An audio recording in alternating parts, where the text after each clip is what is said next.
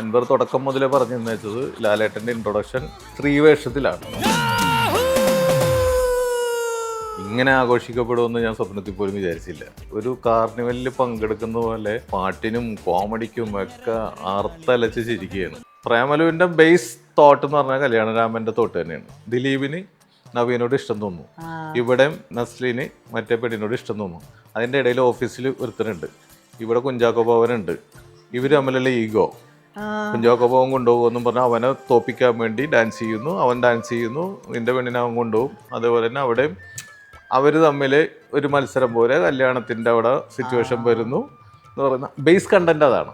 ഒരാളെ നിറത്തിൻ്റെ പേരിലോ ശരീരത്തിൻ്റെ രൂപത്തിൻ്റെ പേരിലോ നമ്മൾ കളിയാക്കാൻ പാടില്ല. ഇതൊക്കെ ഈ പോളിസി ഞാൻ കുഞ്ഞിക്കൂനലിൽ ഞാൻ അതിൻ്റെ മെയിൻ തീം തന്നെ അതാണ്. ചാന്ത് പൊട്ടെന്നുള്ള പേര് ഇവരെ വിളിക്കാൻ തുടങ്ങി. അവിടെയാണ് പ്രശ്നം. അവിടെ നിന്നാണ് ഇവർ ഹർട്ട് ചെയ്യാൻ തുടങ്ങിയത്. അതിനു മുമ്പൊക്കെ പല വേറെ മോശം പേരുകൾ ഇവരെ വിളിച്ചിരുന്നു. സിനിമക്ക് പ്രചാരം കിട്ടിയതോടെ ഇവരെ ആക്ഷേപിക്കാനായിട്ട് ഈ സമൂഹം അത് ഏറ്റെടുത്ത ആ പേര് ചേർത്ത് നിർത്താൻ വേണ്ടിയാണ് ഞാൻ സത്യം പറഞ്ഞാൽ എഴുതിയത് ഇവരാ. അന്നെന്ന് പറഞ്ഞാൽ ഷക്കീല തരംഗം ഉള്ളത് കൊണ്ട് കുടുംബ പ്രേക്ഷകർക്ക് അങ്ങനെയുള്ള ചിത്രങ്ങൾ പോയി കാണാൻ പറ്റില്ല എന്തായാലും. അപ്പൊ കുടുംബ പ്രേക്ഷകർക്ക് ഒന്ന് കാണാനും പറ്റും, അവരെ നല്ല രീതിയിൽ അവതരിപ്പിക്കാനും പറ്റും. എപ്പോഴും ഈ ദശമൂലം ദാമുവിന്റെ സ്പിൻ ഓഫ് ദശമൂലം ദാമിനി വരില്ല. പിന്നെ സുരാജിനും അതിനുള്ള ഒരു ധൈര്യമില്ല. ഗംഭീരമായിരുന്നു മണിയൊക്കെ ഭയങ്കര മിസ്സിങ് ആണ് ശരിക്കും പറഞ്ഞത് നമ്മുടെ സിനിമയിൽ. നമ്മളൊക്കെ എഴുതുമ്പോഴും ചില കഥാപാത്രങ്ങളൊക്കെ നമുക്ക് ചിന്തിക്കുമ്പോഴൊക്കെ ഇവരുടെയൊക്കെ മുഖം വരുന്നു. അപ്പോൾ അവരൊക്കെ ഇല്ലല്ലോ എന്ന് ഓർക്കുമ്പോൾ ഉള്ളത് ഭയങ്കര വിഷമമാണ് ശരിക്കും പറഞ്ഞാൽ. വാട്സാപ്പ് വഴി ഇംഗ്ലീഷ് പഠിക്കാൻ ഇംഗ്ലീഷ് കഫേ ഉള്ളപ്പോൾ ഇംഗ്ലീഷ് ഒരു വിഷയമേ അല്ല. English cafe presents you the perfect English. English cafe, we present you the perfect English. WhatsApp now 9633388575. Benny P നായരമ്പലത്തിന് ഏറ്റവും ഇഷ്ടമുള്ള വാക്ക് സ്നേഹം എന്നാണ്. അതൊരു വാക്കല്ല, ഒരു വാക്യം തന്നെയാണെന്നാണ് അദ്ദേഹം പറയാറ്. മലയാളികൾ നിറഞ്ഞ സ്നേഹത്തോടുകൂടി ആവേശത്തോടുകൂടി ചോട്ടോ മുംബൈ വീണ്ടും സ്വീകരിച്ചിരിക്കുന്നു. അദ്ദേഹം സംസാരിക്കാൻ ചേരുന്നു. നമസ്കാരം. നമസ്കാരം. ചോട്ടോ മുംബൈ ഒരു ഓളം ക്രിയേറ്റ് ചെയ്തിരിക്കുകയാണ്. എല്ലാ സ്ഥലത്തും ആളുകൾ ആഘോഷിക്കുന്നു, കുട്ടികൾ ഡാൻസ് ചെയ്യാൻ വേണ്ടിയിട്ട് തിയേറ്ററിലേക്ക് പോകുന്നു. അങ്ങനത്തെ വിഷ്വൽസ്, അങ്ങനത്തെ കട്ട്സ് കാണുന്നുണ്ടോ ഇപ്പോൾ? ആദ്യത്തെ ദിവസം തന്നെ ഞാൻ പോയി 10 മണിയുടെ ഷോയിൽ ഫാമിലിയായിട്ട് പോയി. അത് കണ്ടിട്ട് എന്ന് പറഞ്ഞാൽ നമുക്ക് ഭയങ്കര എന്താണ് ഒരു അനുഗ്രഹമായിട്ട് തന്നെ തോന്നി. കാരണം 18 വർഷത്തിന് മുമ്പുള്ള ഒരു സിനിമ ഇങ്ങനെ ആഘോഷിക്കപ്പെടുമെന്ന് ഞാൻ സ്വപ്നത്തിൽ പോലും വിചാരിച്ചില്ല. പക്ഷെ പിള്ളേർ അങ്ങോട്ട് ഒരു കാർണിവലിൽ പങ്കെടുക്കുന്ന പോലെ പാട്ടിനും കോമഡിക്കും ഒക്കെ ആർത്തലച്ച് ചിരിക്കുകയാണ്. പാട്ടിനൊക്കെ എഴുന്നേറ്റ് ഡാൻസ് ചെയ്യാണ്. അത് ഇപ്പോഴത്തെ ഒരു 20 വയസ്സ് 18 തൊട്ട് ഒരു 30 വയസ്സിനിടയിലുള്ള കുട്ടികളാണ് കൂടുതലും. അപ്പോൾ അവരിത് എക്സ്പീരിയൻസ് ചെയ്തിട്ടില്ല, തിയേറ്റർ എക്സ്പീരിയൻസ് അവർക്ക് കിട്ടിയിട്ടില്ലല്ലോ. അവർ ടി വിയിലൊക്കെ അവിടെ ഇവിടെ കൊഞ്ഞിന്നാലും. അപ്പോൾ പലരും പറയുന്നുണ്ട് ഞാൻ 5 വയസ്സുള്ളപ്പോൾ കണ്ടാണ് എന്ന് ചിലർ പറയുന്നുണ്ട്. ചിലർ പറഞ്ഞാൽ കണ്ടിട്ടേ ഇല്ല, ടി വിയിൽ അവിടെ ഇവിടെയൊക്കെ കണ്ടിട്ടേ ഉള്ളൂ എന്ന് പറയുന്നു. അപ്പോൾ അങ്ങനെയുള്ളവർ വന്നിട്ട് ഇത് അവർക്കൊരു പുതിയ ഒരു ഓളം, മൊത്തത്തിൽ പാട്ടും ഡാൻസും തമാശയും ഒക്കെ വന്നപ്പോൾ അവർ ഭയങ്കരമായിട്ട് ആസ്വദിക്കുകയാണ്. അത് നമുക്കും ഏറ്റവും വലിയ സന്തോഷമുള്ള കാര്യം തന്നെയാണ്. ലാലേട്ടൻ ആദ്യം ഇപ്പം ഇതിൽ കാണിക്കുന്നത് ഒരു റെട്രോ സ്റ്റൈലിലൊരു മലയാളത്തിന്റെ ഒരു റെട്രോ നായകൻ പോലത്തെ ഒരു കോസ്റ്റ്യൂമിലാണല്ലോ. ചില സമയത്ത് നോക്കുമ്പോൾ ജയനാണോ എന്നൊക്കെ നമുക്ക് തോന്നുന്ന രീതിയിൽ, എന്നാലും പൂർണ്ണമായിട്ടും ജയനും അല്ല, ആ രീതിയിലൊരു ആഘോഷ രീതിയിലാണ് അദ്ദേഹത്തെ ഒരുക്കിയിട്ടുള്ളത്. പക്ഷെ ഇതിനു മുമ്പ് അതിന്റെ ആദ്യ ആലോചനയിൽ ഒരു സ്ത്രീവേഷം കെട്ടിയിട്ടുള്ള ലാലേട്ടനായിരുന്നു എന്ന് കേട്ടിട്ടുണ്ട്. ഇൻട്രോ അങ്ങനെയായിരുന്നു. അത് അൻവറിന്റെ ആഗ്രഹം. അൻവർ തുടക്കം മുതലേ പറഞ്ഞു വെച്ചത് ലാലേട്ടന്റെ ഇൻട്രൊഡക്ഷൻ ആ ഡാൻസ് തന്നെ സ്ത്രീവേഷത്തിലാണ് കാർണിവലിൻ്റെ ഇടയിൽ. അപ്പോൾ ഫോട്ടോസിൽ ഈ സ്ത്രീവേഷം കെട്ടിയ ഒരുപാട് പേര് കാർണിവൽ സമയത്ത് നടക്കും. അപ്പോൾ അതുപോലെ സ്ത്രീവേഷം കെട്ടി നടക്കുന്നു. അപ്പോൾ തുടക്കം മുതൽ ഞാനത് എതിരായിരുന്നു. ഞാൻ പറഞ്ഞു ലാലേട്ടൻ്റെ തുടക്കം തന്നെ സ്ത്രീവേഷത്തിൽ കാണിച്ചൊരു ഡാൻസ് എന്നൊക്കെ പറഞ്ഞിട്ട് അത് വേണം എന്ന് പറഞ്ഞു. നമുക്ക് ഇൻ ബിറ്റ്വീൻ അത് കഴിഞ്ഞിട്ട് എപ്പോഴെങ്കിലും ഒരു സീനിൽ വേണമെങ്കിൽ അങ്ങനെയൊക്കെ കൊണ്ടുവരാം. ഇൻട്രൊഡക്ഷൻ അത് ഇല്ലാട്ടോ, അത് രസമായിരിക്കും അത് അങ്ങനെയെന്ന് പറഞ്ഞുകൊണ്ട് അവസാനം സംവിധായകന്റെ ആഗ്രഹപ്രകാരം ഞാനത് സമ്മതിച്ചു. ഓക്കെ അങ്ങനെ എഴുതി വെച്ചു. ഇല്ല, എഴുതി വെച്ചില്ല, നമ്മുടെ ഡിസ്കഷൻ സമയത്താണ് ഇത്. അപ്പൊ ഞാൻ പറഞ്ഞു ഞാൻ ലാലേട്ടനോട് ഇത് അവതരിപ്പിക്കാൻ വേണമല്ലോ. അപ്പൊ ലാലേട്ടന്റെ ആറ്റിറ്റ്യൂഡ് എങ്ങനെയായിരിക്കും എന്ന് അറിയില്ല. അപ്പൊ ലാലേട്ടനോടും സംസാരിച്ചു കഴിഞ്ഞപ്പോ ഇൻട്രോ ഇങ്ങനെ സ്ത്രീവേഷം എന്ന് പറഞ്ഞു, ഇങ്ങനെ സ്ത്രീവേഷത്തിൽ ഡാൻസ് ചെയ്യുന്നുണ്ട്. പുള്ളിക്കൊരു കുഴപ്പമുണ്ടായിരുന്നില്ല, പുള്ളി ചെയ്യാന്നുള്ള രീതിയിൽ തന്നെയാണ്. അപ്പോൾ അൻവർ പറഞ്ഞു അപ്പം അത് മീശ പഠിക്കേണ്ടി വരുമെന്ന് പറഞ്ഞു. മീശ പഠിച്ചിട്ട് വയ്ക്കും. അപ്പോൾ അയ്യോ കണ്ടിന്യൂറ്റി പ്രശ്നം വരുമല്ല, ഇനി ഇത് കഴിഞ്ഞാൽ മീശ വേണം. അപ്പോൾ അവിടെ ജോയിൻ ചെയ്യുമ്പോഴേക്കും മീശ ഇല്ലാണ്ട് വളരാനുള്ള ടൈമില്ല. നമുക്ക് മീശ വെച്ചിട്ട് തന്നെ മേക്കപ്പിൽ അഡ്ജസ്റ്റ് ചെയ്യാം. കാരണം ഇയാൾ സ്ത്രീവേഷമായിട്ട് ചെയ്യുന്നതാണല്ല. അപ്പോൾ അൻവർ പറഞ്ഞു മീശ കളയാതെ മേക്കപ്പിൽ അഡ്ജസ്റ്റ് ചെയ്തൊരു സുഖം ഉണ്ടാവില്ല ചേട്ടാ. അപ്പം എനിക്കും താല്പര്യമില്ല എന്നുള്ള സാധനം നേരത്തെ കിടപ്പുണ്ടല്ലോ. അപ്പോൾ അന്ന് നമുക്ക് വേറൊരു ഇൻട്രോ ആലോചിക്കാം എന്ന് പറഞ്ഞിട്ട് ഓ ചേട്ടൻ പറഞ്ഞ പോലെ തന്നെ എന്ന് പറഞ്ഞിട്ട് എന്നെ കളിയാക്കിയിട്ട് പറഞ്ഞു നമുക്ക് വേറെ സ്റ്റൈൽ പിടിക്കാട്ടാ, അന്ന് മീശ പഠിച്ചില്ലെങ്കിൽ അതൊരു സുഖമില്ല. അപ്പോൾ അൻവർ മനസ്സിലെന്തോ കണ്ടിട്ടുണ്ടായിരുന്നു സ്ത്രീ വേഷത്തിൽ എങ്ങനെയാണ്, ചിലപ്പോൾ പറയാൻ പറ്റില്ല, ഇതിനേലും ഗംഭീരമായിട്ടായിരിക്കും വരുന്നത്. അപ്പോൾ ഇങ്ങനെ ഈ ചെട്ടിക്കുളങ്ങര വരുന്നത് അങ്ങനെയാണ്, ഈ ഒരു സ്റ്റൈലിൽ ലാലേട്ടനെ പ്രസന്റ് ചെയ്യാന്ന് പിന്നീടാണ് തീരുമാനിച്ചത്. ഡയലോഗ്സും ഫ്ലിപ്പ് ആവുന്നതും സീൻസും ഫ്ലിപ്പ് ആവുന്നതും ഒരുപാടുണ്ട്. എനിക്ക് തോന്നുന്നു മലയാളത്തിൽ ആ ട്രെൻഡ് കൊണ്ടുവന്നതിന്റെ തന്നെ തുടക്കം ചോട്ടാ മുംബൈ ആയിരിക്കും. മറ്റൊരു ഫ്ലിപ്പാണ് കലാഭവൻ കൊണ്ടേ ഡയലോഗുകൾ പറയിപ്പിച്ചാൽ മതി. ഇപ്പൊ കലാഭവൻ വില്ലനാവുമ്പോ അതിന് മുമ്പ് വരെയും ഒരു പാറ്റേൺ ഉണ്ടായിരുന്നു. അതായത് അദ്ദേഹം കുറച്ച് എന്താ പറയാ ലൗഡായിട്ടായിട്ട് പെർഫോം ചെയ്യുക, അനിമൽസിനൊക്കെ ചിലപ്പോൾ അനുകരിക്കും, അല്ലെങ്കിൽ ഓപ്പോസിറ്റുള്ള ഡയലോഗ് പറയുന്ന ആളെ തന്നെ ചിലപ്പോൾ അനുകരിച്ച് ചെയ്യും. പിന്നെ അതിന്റെ ഇൻട്രൊഡക്ഷൻ ബൈബിളിലെ വചനം എടുത്ത് കോട്ട് ചെയ്ത് പറയുന്നത് മൊത്തത്തിൽ ഫ്രഷ് ആയിട്ടാണ് കലാഭവൻ ചേട്ടൻ അവതരിപ്പിച്ചത്. അതുവരെ ചെയ്ത മണിയല്ല. അതിനുശേഷം അങ്ങനെ കണ്ടിട്ടുള്ളത് പിന്നെ ഞാൻ ബാച്ചലർ പാർട്ടിയിൽ അതിന്റെ ഒരു ചെറിയൊരു വേറെ വേർഷൻ കണ്ടിട്ടുണ്ട്. പക്ഷെ അതിൽ ഭയങ്കര സ്റ്റൈലിഷ് ആയിരുന്നു. അദ്ദേഹത്തിന് വന്നുള്ള കോസ്റ്റ്യൂംസും ഒന്നില്ലെങ്കിൽ വൈറ്റും അല്ലെങ്കിൽ ബ്ലാക്കും അല്ലെങ്കിൽ പോലീസ് യൂണിഫോം അതിലേ ഉള്ളൂ ആളുടെ ഡ്രസ്സൊക്കെ. മറ്റേത് വില്ലനായ വേറെ കളർഫുൾ ഡ്രസ്സൊക്കെ ആയിരിക്കും മണിച്ചേട്ടന്. ആ ഐഡിയ എവിടെ നിന്നായിരുന്നു? അൻവർ ആദ്യമേ തന്നെ ഞാനായിട്ടുള്ള സംസാരത്തിലും പറഞ്ഞു നമുക്ക് മണിച്ചേട്ടനെ നമുക്കൊന്ന് മാറ്റി പിടിക്കണം, സ്ഥിരം കളിക്കുന്നതിന്ന് മാറ്റി പിടിച്ചിട്ട് വളരെ നാച്ചുറലായിട്ടുള്ള വളരെ ലൗഡാകാതെ ചെയ്യിപ്പിക്കാൻ തുടങ്ങും. അപ്പോൾ മണി വന്നപ്പോൾ തന്നെ അൻവർ പറഞ്ഞു ചേട്ടാ നമുക്ക് ഇതിൻ്റെ അകത്ത് വളരെ ക്വയറ്റായിട്ടുള്ള ഒരാൾ, അന്ന് ഇയാളുടെ പ്രവൃത്തികളൊക്കെ ഭയങ്കര കുഴപ്പമാണ്, ഈ കൊടും വില്ലന്മാരൊക്കെ ശരിക്കും അങ്ങനെ ആയിരിക്കും എന്നാണ് പറയുന്നത്. അവരുടെ പ്രകടനങ്ങളൊന്നും വലിയ വന്നു നിന്നെ അങ്ങനെ ഇങ്ങനെ വളരെ സോഫ്റ്റായിട്ട് പറഞ്ഞിട്ട് പോകുന്നതാണ്.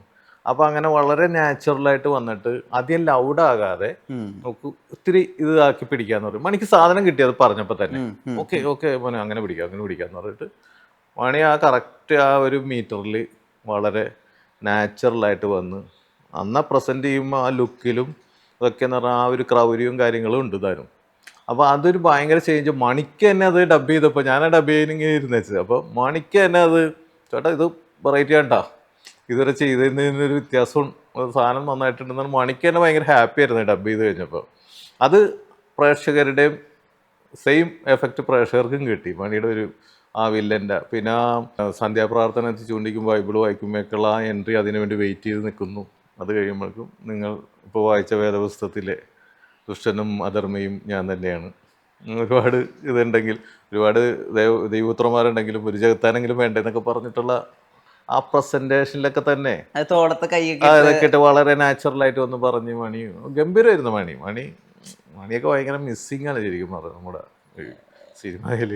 നമ്മളൊക്കെ എഴുതുമ്പോഴും ചില കഥാപാത്രങ്ങളൊക്കെ നമുക്ക് ചിന്തിക്കുമ്പോഴൊക്കെ ഇവരുടെയൊക്കെ മുഖം വരും നമുക്ക്. അപ്പോൾ അവരൊക്കെ ഇല്ലല്ലോ എന്ന് ഓർക്കുമ്പോൾ ഉള്ളത് ഭയങ്കര വിഷമമാണ് ശരിക്കും പറഞ്ഞാൽ. അപ്പോൾ ഒരിക്കലും ഈ ചോട്ടാമ്പയുടെ സെക്കൻഡ് പാർട്ട് ഉണ്ടാവും എന്ന് ഒരുപാട് പേര് ചോദിച്ചപ്പോഴും നമുക്ക് വരുന്ന എന്ന് പറഞ്ഞാൽ അതിലെത്ര പേരായി ഇല്ലാതെ പോയേക്കുന്നത്. അപ്പോൾ അവരൊന്നും ഇല്ലാതെ പിന്നെ എങ്ങനെയാണ് ഒരു ചോട്ടാമ്പോ ഇനി സെക്കൻഡ് പാർട്ട് ഉണ്ടാക്കുക? അതുകൊണ്ട് അത് ഉണ്ടാകാനായിട്ടൊരു ചാൻസ് ഇല്ല. അതുപോലത്തെ സിനിമകൾ വേറെ ഉണ്ടാകാം, പക്ഷെ അതിൻ്റെ ഒരു കണ്ടിന്യൂറ്റി ഉണ്ടെങ്കിൽ എന്ന് പറഞ്ഞാൽ ഇവരിൽ പലരും നമുക്ക് മിസ്സിങ് ആണ്. കൊച്ചിങ്ങനഫയുടെ ക്യാരക്ടർ, രാജേട്ടൻ്റെ MP ദേവിൻ്റെ ക്യാരക്ടറൊക്കെ അസാധ്യമായിട്ടുള്ള പെർഫോമൻസ് അല്ലേ രാജേട്ടനൊക്കെ ചെയ്തത്. ബ്രോക്കറായിട്ട് വരുന്ന അദ്ദേഹം ഹനീഫ അദ്ദേഹം എന്തൊരു രസമായിട്ട് ആ ക്യാരക്ടർ അമ്മായച്ചനും മരുമകനെ സിങ്കായി ഇപ്പോഴൊരു സമാധാനം എന്ന് പറയുന്ന സമയത്ത് അത് എല്ലാത്തിനും മിസ്സിങ് തന്നെയാണ്. ഇപ്പോൾ ഉള്ള നസ്ലിൻ നമ്മുടെ സംഗീത കെമിസ്ട്രിയിൽ വരുന്ന തമാശകൾ, അല്ലെങ്കിൽ ഇപ്പൊ മാത്യു നസ്ലിൻ കെമിസ്ട്രിയിൽ വരുന്ന തമാശകളുടെ ഒക്കെ ഒരു ഒറിജിൻ എന്ന് പറയുന്നതായിട്ട് പലരും പറയുന്നത് കല്യാണരാമനിലെ ദിലീപ് സലീംകുമാർ കെമിസ്ട്രി അല്ലെങ്കിൽ ദിലീപ് ഹരിശ്രീ കെമിസ്ട്രി തന്നെയാണ് ഇപ്പൊ അതിന്റെ വേറെ വേർഷൻ ഇപ്പൊ കണ്ടുകൊണ്ടിരിക്കുന്നതെന്ന് അതൊരു തിയറി ആളുകൾ സംസാരിക്കുന്നുണ്ട്. ഇതിലെന്തെങ്കിലും സത്യമുള്ളതായിട്ടോ അങ്ങനെ മനസ്സിലാക്കുന്നുണ്ടോ? പ്രേമലുവിന്റെ കണ്ടന്റ്, ബേസ് കണ്ടന്റ് നോക്കിക്കഴിഞ്ഞാലേ ഇപ്പൊ ബേസ് കണ്ടന്റുകൾ മാത്രം എടുത്തു കഴിഞ്ഞാൽ അധികം കണ്ടന്റുകൾ ഉണ്ടാവില്ല എഴുതാൻ. ഒരു 42 പ്രിമൈസ് മൊത്തത്തിലുള്ളതെന്നാണ് പറയുന്നത്. അപ്പൊ അത് തിരിച്ചും മറിച്ചൊക്കെ എല്ലാ സിനിമകളിലും വരും. ഇപ്പൊ കല്യാണരാമന്റെ ബേസ് കണ്ടന്റ് തന്നെയാണ് പ്രേമലുവിലുള്ളത്. എന്നാലോചിച്ച് നോക്കിയേ, ശരിയാ. പ്രേമലുവിന്റെ ബേസ് തോട്ട് എന്ന് പറഞ്ഞാൽ കല്യാണരാമന്റെ തോട്ട് തന്നെയാണ്. ആ ഒരു പെണ്ണിനോട് ഇഷ്ടം തോന്നുന്നു, ദിലീപിന് നവീനോട് ഇഷ്ടം തോന്നുന്നു, ഇവിടെ നസ്ലിന് മറ്റേ പെണ്ണിനോട് ഇഷ്ടം തോന്നുന്നു. അതിൻ്റെ ഇടയിൽ ഓഫീസിൽ ഒരുത്തനുണ്ട്, ഇവിടെ കുഞ്ചാക്കോ ബോബനുണ്ട്. ഇവർ തമ്മിലുള്ള ഈഗോ, കുഞ്ചാക്കോ ബോബൻ കൊണ്ടുപോകുമെന്നും പറഞ്ഞാൽ അവനെ തോപ്പിക്കാൻ വേണ്ടി ഡാൻസ് ചെയ്യുന്നു, അവൻ ഡാൻസ് ചെയ്യുന്നു, നിന്റെ പെണ്ണിനെ അവൻ കൊണ്ടുപോകും. അതേപോലെ തന്നെ അവിടെയും അവർ തമ്മിൽ ഒരു മത്സരം പോലെ കല്യാണത്തിൻ്റെ അവിടെ സിറ്റുവേഷൻ വരുന്നു എന്ന് പറയുന്ന ബേസ് കണ്ടന്റ് അതാണ്. ശരിയാ. ഇത് ഹൈദരാബാദിലാക്കി പുതിയ കാസ്റ്റിംഗ് വരുമ്പോഴേക്കും ഇത് റൈറ്റർമാർക്ക് മാത്രമേ പിടിയിട്ടുള്ളൂ, പ്രേക്ഷകന് പിടിയിട്ടില്ല. അത് അവരുടെ കുറ്റമല്ല കേട്ടോ, ഞാൻ പറയാം, അവരെ കുറ്റപ്പെടുത്തി പറയുന്നതല്ല. അത് അത്ര തീമുകളുള്ളു. അപ്പൊ ഒരു 2-way ലവ് ആണ് അതിന്റെ തീം. ശരിയാ. രണ്ടുപേർക്കും ഒരു പെണ്ണിനോട് പ്രേമം, അതിനുള്ള മത്സരങ്ങൾ നടക്കുന്നു, ആ പെണ്ണിനെ സ്വന്തമാക്കാൻ നടക്കുന്നു. യഥാർത്ഥ ഹീറോയിന് ആ പെണ്ണിനെ സ്വന്തമാക്കാൻ പറ്റുന്നു, കൂട്ടുകാരനുണ്ടാവും, അവനെ ഫോളോ ചെയ്യുന്ന കൂട്ടുകാരൻ, അങ്ങനെയുള്ള സിറ്റുവേഷൻ ഉണ്ടാവുന്നു. ആ ബേസ് ത്രെഡ് തന്നെയാണ്. അപ്പോൾ ഇത് പല പല ക്ലൈമാക്സ് ഒരു കല്യാണം ക്ലൈമാക്സ് ഈ കൃഷ്ണന്റെ വേഷത്തില് ഒരു ഡാൻസ് ചെയ്യുന്നു, ഇവന് അത് കണ്ടിട്ട് കുരുവെട്ടുന്നു. അത് ഇവിടെ കുഞ്ചാക്കോ ഡാൻസ് ചെയ്യുന്നു, കുഞ്ചാക്കോ പക്ഷെ ഇവനായിട്ടാണ് സ്നേഹം എന്ന് പറയുന്നു എന്നൊക്കെ പറഞ്ഞ് അത് വേറെ ലൈനിൽ ചിന്തിച്ചു കഴിഞ്ഞാൽ വേറെ അറ്റ്മോസ്ഫിയറിൽ ഇതാണ് ബേസ് തീം. അത് തന്നെയാണ് ആമേൻ എന്ന് പറയുന്ന സിനിമ, കീർത്തനം എന്ന് പറയുന്ന എൻ്റെ സിനിമയുടെ ബേസ് തീം തന്നെയാണ്. എൻ്റെ സെറ്റുകാരൻ അത് അദ്ദേഹം തന്നെ പറഞ്ഞിട്ടുണ്ട് ഇങ്ങനെ. അപ്പൊ അങ്ങനെ കുറെ ബേസ് തീമുകൾ റിപ്പീറ്റേഷൻ വരും. അത് ആരുടെയും കുറ്റമല്ല, അത് വേറെ പശ്ചാത്തലത്തിൽ വേറെ രീതിയിൽ പറയുക എന്നുള്ളതാണ് ബുദ്ധി ഹിറ്റ് അയക്കുന്നത്. ഈ ആകാശഗംഗയിലെ റൈറ്റർ അല്ലേ ആദ്യത്തെ? രണ്ടാമത്തെ പാവോരെ എൻ്റെ തലയിൽ വെക്കരുത്. എന്താ പിന്നൊരു ഹൊറർ ട്രൈ ചെയ്യാണ്ടിരുന്നത്? ഹൊറർ ഈ പറഞ്ഞ പോലെ തന്നെ അത് ആകാശഗംഗ കഴിഞ്ഞപ്പോൾ അതിന് അനുബന്ധമായിട്ട് കുറെ ഹൊറർ ഇങ്ങോട്ട് വരാൻ തുടങ്ങിയല്ലേ. കുറച്ച് ഹൊററൊക്കെ വന്ന് ഇങ്ങനെ പോയി. പിന്നെ ഒരു സംഭവം ഇങ്ങനെ ഹൊറർ മാത്രമായിട്ടുള്ളൊരു പരിപാടി അതെന്ന് പറഞ്ഞാൽ അന്നെന്ന് പറഞ്ഞാലും അതും ഒരു പുതുമയായിരുന്നു. ഹൊറർ കോമഡി എന്ന് പറഞ്ഞൊരു ട്രാക്ക്. അപ്പൊ ഹൊറർ പേടിപ്പിക്കൽ മാത്രമുള്ള പരിപാടിയുടെ ഇടയിലാണ് നമ്മൾ കോമഡി കൂടി മിക്സ് ചെയ്തിട്ട് ഹൊറർ കോമഡി വന്നത്. പിന്നെ ഇങ്ങോട്ട് വന്നപ്പോ അതിനോടുള്ള ഈ റിപ്പീറ്റേഷൻ വരാതെ നോക്കണമല്ലോ, പിന്നെയും ഒരു ഹൊറർ അപ്പൊ തന്നെ ഒരു കോമഡി എന്നൊക്കെ പറഞ്ഞിട്ട് ഇത് തന്നെ ഇപ്പൊ ഒരു പരിപാടി ചെയ്യുന്നുണ്ട്. അത് ഹൊറർ അല്ല, പക്ഷെ ഫാന്റസി ലൈനുള്ള ഒരു പരിപാടിയാണത്, ഫാന്റസിയാണത്. ഒരു ഫാന്റസി വരും. ഇത് നമ്മുടെ ടോവിനോ അഭിനയിക്കുന്ന ഒരു അടുത്ത ഈ വർഷം എൻഡിലൊക്കെ ഉണ്ടാവും. എപ്പോഴാ സംവിധായകനാവുക? സംവിധായകൻ പണ്ട് തൊട്ട് തന്നെ ഇങ്ങനെ വേണ്ട വേണ്ടെന്ന് വെച്ചിട്ട് കാരണം എല്ലാ ഭാരം മുഴുവൻ തലയിലെടുത്ത് വെക്കണ്ടല്ലേ. ഇപ്പൊ റൈറ്റർ എന്ന് പറയുമ്പോൾ തന്നെ നമുക്ക് ഞാൻ പറയില്ലേ എല്ലാത്തിലും നമ്മൾ ത്രൂ ആയിട്ട് നിൽക്കുകയും ഡബിങ്ങിന് ഇരിക്കുകയും വെക്കാം. ആ ഒരു സംവിധായകന്റെ മേലൊക്കെയാണ് ഞാൻ പണ്ടേ തോന്നിയിട്ടില്ല. ഇപ്പൊ പിന്നെയും കുറച്ചും കൂടി റിലാക്സ് ചെയ്യാൻ അഭിനയിക്കുക എന്നാണ് തോന്നുന്നത്. അങ്ങനെ ചില പടങ്ങളിലൊക്കെ ഇങ്ങനെ അഭിനയിക്കുന്നുണ്ട്. അതാവുമ്പോ പിന്നെ നമുക്ക് ടെൻഷൻ കുറവുള്ളു. സംവിധാനം ഒന്നും കൂടി ഒരു ബ്രെയിനും കൂടി ഉണ്ടാകുന്നത് നമുക്ക് നല്ലതാണ് എപ്പോഴും. റൈറ്ററുടെ കൂടെ ഒരു സെക്കൻഡ് ബ്രെയിൻ ആയിട്ട് നമുക്ക് ഡിസ്കസ് ചെയ്യാനും നമ്മളുടെ കുറവുകൾ ഉണ്ടെങ്കിൽ ചൂണ്ടിക്കാണിക്കാനും ആ ഒരു സിങ്ക് വന്നു കഴിഞ്ഞാല് നമുക്കും കൂടി ഒരു അല്ലെങ്കിൽ ഇപ്പൊ ഞാൻ റൈറ്റർ കം ഡയറക്ടർ ആണെങ്കിൽ എൻ്റെ തീരുമാനങ്ങൾ മാത്രമായിരിക്കല്ല. സ്ക്രിപ്റ്റിലായാലും ഇതാണ് ഞാൻ തന്നെ തീരുമാനിക്കുന്നു, ഞാൻ തന്നെ ഇങ്ങനെ മതി. ഇതിലാരോടെങ്കിലും ഡിസ്കസ് ചെയ്യുമ്പോൾ അവര് ഒരു പരിധി വരെ പറയുള്ളൂ. ഇപ്പൊ എഴുതാനിരിക്കുമ്പോഴേ പണ്ടത്തെ പോലെ അല്ലല്ലോ, കുറെ കാര്യങ്ങൾ ശ്രദ്ധിക്കണം, കുറെ ഫിൽറ്ററുകൾ ഉണ്ട്. പൊളിറ്റിക്കലി കറക്റ്റ് ആയിരിക്കണം. പക്ഷെ അപ്പുറത്ത് ഇപ്പൊ പൊളിറ്റിക്കലി കറക്റ്റ് ആവണ്ടെന്ന് പറയുന്ന ഒരു തിയറിയും വരുന്നുണ്ട്. ഇപ്പൊ ഷാഹി കബീർ എന്നുള്ള റൈറ്റർ ജോസഫ് എഴുതിയ അദ്ദേഹത്തോട് ഞാൻ സംസാരിച്ചോണ്ടിരിക്കുമ്പോ ഇപ്പൊ ആളുകൾക്ക് അത് മടുപ്പായി തുടങ്ങിയിട്ടുണ്ട് ഒരു പോയിന്റ് കഴിഞ്ഞപ്പോ, അങ്ങനെ പറയുന്ന ഒരു തിയറി വരുന്നുണ്ട്. ഇതൊക്കെ എഴുത്തുക എന്നുള്ള രീതിയിൽ മനസ്സിലേക്ക് വരുന്നുണ്ടോ? അതിപ്പോ എഴുതുമ്പോ ചിന്തിക്കേണ്ട വിഷയമാണത്. കാരണം നമ്മൾ കാലഘട്ടത്തിനനുസരിച്ച് മാറുന്നുണ്ട് പല കാര്യങ്ങളും, മാറിയേ പറ്റൂ. കാരണം നമുക്ക് ഇപ്പൊ ചാന്തുപൊട്ടിന്റെ കാര്യം പറഞ്ഞല്ലോ, കുറച്ച് വേദനിച്ചു എന്ന് പറയുന്ന പോലെ തന്നെ നമ്മളിപ്പോ ഒരു ബോഡി ഷേമിങ് നടത്തുന്നത് ശരിയല്ല എന്നുള്ള അഭിപ്രായം പണ്ട് ഞാനൊക്കെ പഴയ കാലത്ത് എഴുതിയിട്ടുണ്ട്. അത് അന്ന് അതൊന്നൊരു വിഷയമായിരുന്നില്ല. അന്നത് വിഷയമല്ല, അത് ഒരു വിഭാഗത്തിനെ വേദനിപ്പിക്കുന്നുണ്ട്. ഒരു തടിയുള്ളവനെ കളിയാക്കുക. പണ്ടൊക്കെ എന്ന് പറഞ്ഞാൽ ഈ പുരാണ പടങ്ങളിലൊക്കെ എന്ന് പറഞ്ഞാൽ ചരിത്ര സിനിമകളിൽ ഈ വടക്കമ്പാട്ടിലൊക്കെ ഭയങ്കര തടിയുള്ള ആളും ആലമുടിന്റെ ക്യാരക്ടറും വരും, രണ്ടും തമ്മിൽ വാൾപ്പയറ്റ് എന്നൊക്കെ പറഞ്ഞാൽ അതൊക്കെ തന്നെ വിഷ്വലി കോമഡിയൊക്കെ ആയിട്ട് വർക്ക് ചെയ്തിരുന്നത്. അങ്ങനെ തടിയുള്ളവർ ഭയങ്കര കോമഡിയന്മാരായിട്ട് കാണിക്കാറുണ്ട്. അപ്പോൾ ഇന്നത്തെ കാലത്ത് അതിൽ നിന്നുള്ള മാറിയ ചിന്ത എഴുത്തുകാർക്ക് വേണം എന്നാണ് എൻ്റെ അഭിപ്രായം. കാരണം നമ്മളുടെ തിരിച്ചറിവുകൾ കാലഘട്ടത്തിനനുസരിച്ച് തിരിച്ചറിവുകൾ ഉണ്ടാകാറുണ്ട്, സമൂഹത്തിൽ ഉണ്ടാകാറുണ്ട്. ആ തിരിച്ചറിവുകൾ നമ്മൾ ഉൾക്കൊള്ളണം. ഒരാളെ നിറത്തിൻ്റെ പേരിലോ ശരീരത്തിൻ്റെ രൂപത്തിൻ്റെ പേരിലോ നമ്മൾ കളിയാക്കാൻ പാടില്ല. ഇതൊക്കെ ഈ പോളിസി ഞാൻ കുഞ്ഞിക്കൂനലിൽ ഞാൻ അതിൻ്റെ മെയിൻ തീം തന്നെ അതാണ്. അതെ, അന്ന് അതിൻ്റെ അകത്ത് കോമഡികൾ പലതുണ്ടെങ്കിലും അതിൻ്റെ കണ്ടന്റ് ഒരാളുടെ ബാഹ്യ രൂപമല്ല അവൻ്റെ കഥാപാത്രം, അവൻ്റെ നന്മ, അവൻ്റെ പ്രവൃത്തിയാണ് അവനെ നിലനിർത്തേണ്ടത്. അല്ലാണ്ട് അവനിങ്ങനെ കൂനക്കള്ളായതുകൊണ്ട് അവനെ അവഗണിക്കേണ്ടവനല്ല എന്ന് പറയുന്ന ഒരു സംഭവം മൊത്തത്തില് അതന്നെയായിരുന്നു ഉദ്ദേശം. അതാണ് എൻ്റെ ഉദ്ദേശം. അത് നടവരുന്നല്ലോ. അതായത് മനുഷ്യന്റെ ബാഹ്യമായ രൂപം കൊണ്ട് അളക്കാൻ പറ്റുമോ നമുക്ക് ഒരാളാ? അയാൾ എന്താണ്? അയാൾ സൗന്ദര്യമുണ്ട് അതുകൊണ്ട് നല്ലവരാണോ? സൗന്ദര്യമുള്ളവർ എത്ര പേര് വില്ലന്മാരുണ്ട്, ദുഷ്ടന്മാരുണ്ട്. സൗന്ദര്യം എന്ന് പറഞ്ഞാൽ ആപേക്ഷികമല്ലേ? അത് ഏത് നിമിഷവും നഷ്ടപ്പെടാം, എന്ത് ഒരു അപകടത്തിൽ നഷ്ടപ്പെടാം. പക്ഷെ നന്മ സൗന്ദര്യത്തിന്റെ പേരിലാണോ മഹാത്മാഗാന്ധിയും മദർ തെരേസയൊക്കെ അടയാളപ്പെടുത്തിയിട്ടുള്ളത്? അപ്പൊ സൗന്ദര്യം എന്ന് പറയുന്നത് ഒരു ബാഹ്യമായ പുറംകാഴ്ച മാത്രമാണ്. അതിലേക്ക് ഉപരി ഒരു വ്യക്തിത്വം, മനുഷ്യന്റെ സ്വഭാവം, നന്മ കൊണ്ട് ലോകം കീഴടക്കിയൊരു എന്തോരുണ്ട്. രൂപം കൊണ്ട് ശ്രദ്ധ നേടിയ സൗന്ദര്യ മത്സരങ്ങളിൽ പോലും ഇപ്പൊ നോക്കുന്നത് അവരുടെ ഇന്റലക്ച്വൽ ആയിട്ടുള്ള കപ്പാസിറ്റിയും അവരുടെ സ്വഭാവത്തിൻ്റെതും കൂടി അളവ് പോലായിട്ട് എടുക്കുന്നുണ്ട്. അപ്പൊ സൗന്ദര്യം എന്ന് പറഞ്ഞാൽ സെക്കൻഡറിയാണ്. ഇത് നമ്മൾ കുഞ്ഞിക്കൂനൻ തൊട്ട് പറയുന്ന കാര്യമാണ്. പക്ഷെ ഈ തമാശയുടെ ഭാഗത്ത് നമ്മൾ അറിയാതെ പോലും ചില സാധനങ്ങൾ വന്നു പോയാൽ അത് ചിലവർക്ക് ഹർട്ട് ചെയ്യും. അപ്പൊ ഇപ്പോൾ എഴുതുമ്പോൾ അതൊക്കെ സൂക്ഷിക്കണം. ഈ ബോഡി ഷെയ്മിങ്, പിന്നെ ദ്വയാർത്ഥ പ്രയോഗങ്ങൾ ഒക്കെ കുറേ കാര്യങ്ങൾ ശ്രദ്ധിക്കണം. നമ്മൾ അറിയാതെ പോലും വരാതെ ഒരു അവയർനെസ് വേണം ശരിക്കും പറഞ്ഞാൽ. ദിലീപ് സീരിയസ് ആയി പോയിന്ന് വല്ലാത്തൊരു വിമർശനം വരുന്നുണ്ട്. ദിലീപ് വല്ലാതെ സീരിയസ് ആവുന്നു ഇപ്പോൾ. അതില് എത്രത്തോളം സത്യമുണ്ട്? കഥാപാത്രങ്ങളാണ് കേട്ടോ. മനസ്സിലായി. കഥാപാത്രങ്ങളെക്കാൾ ഉപരി എന്ന് പറഞ്ഞാലേ ഈ ഓരോ കാറ്റഗറി ഒരു പ്രായം ഒരു വിഷയമാണ്.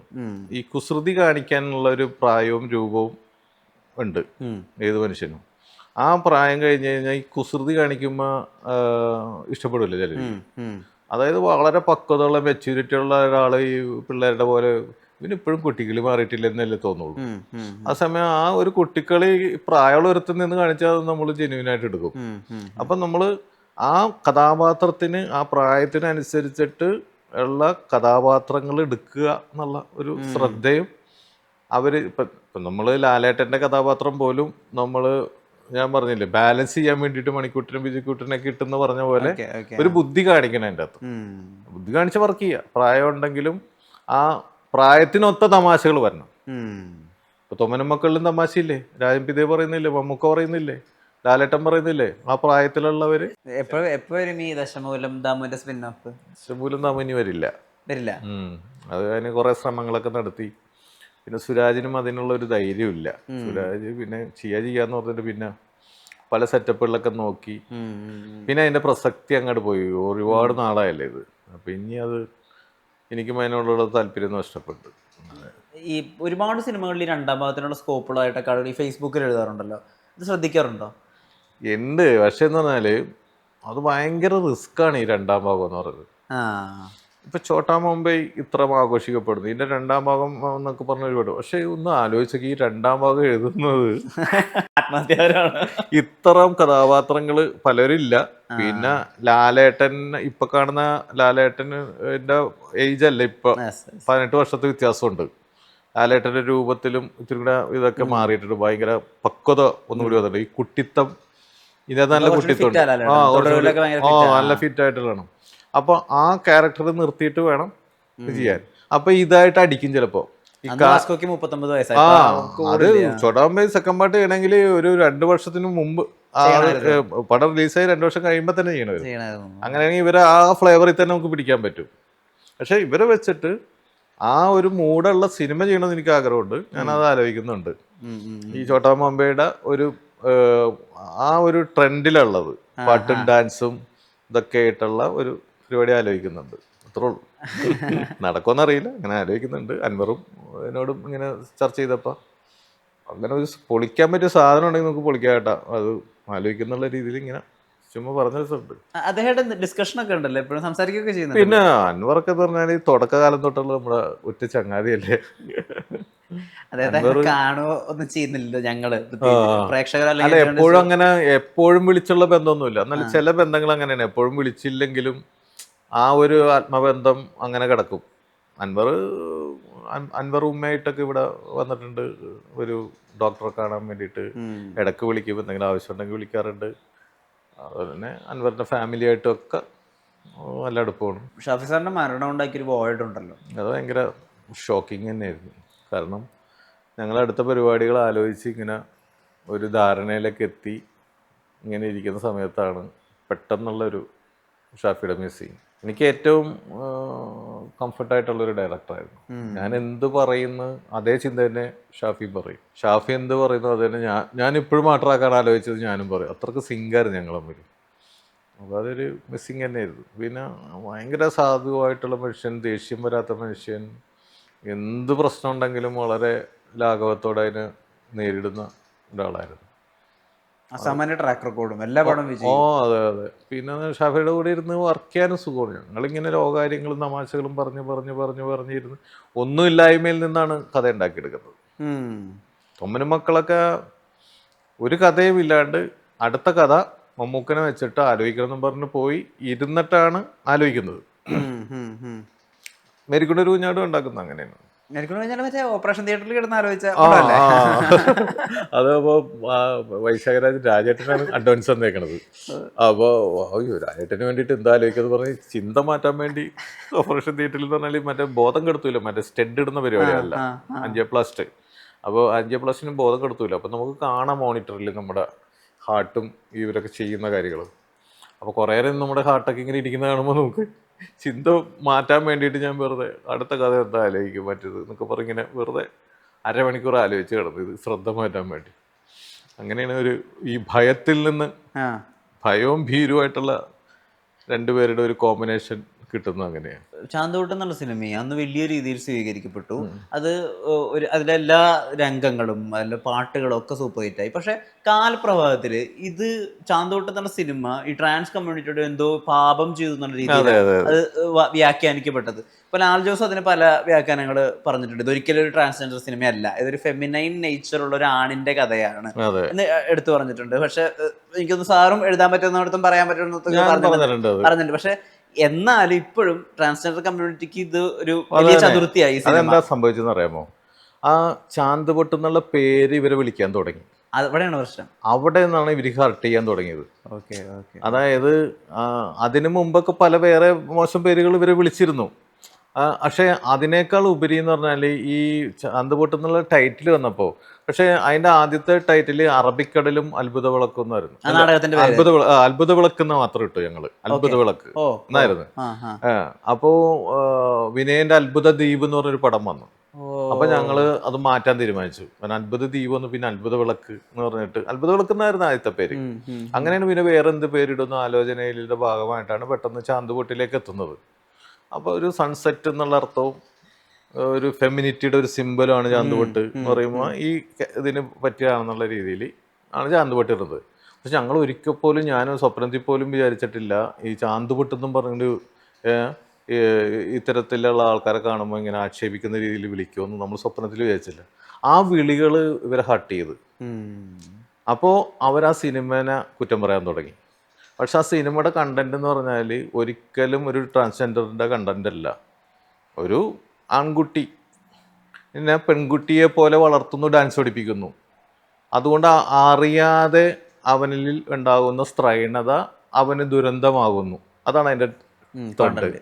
അവന് കുട്ടി ജനിക്കുന്നുണ്ട്, അപ്പോൾ അവൻ ട്രാൻസ്ജെൻഡർ അല്ല, ആൺകുട്ടി തന്നെയാണ്.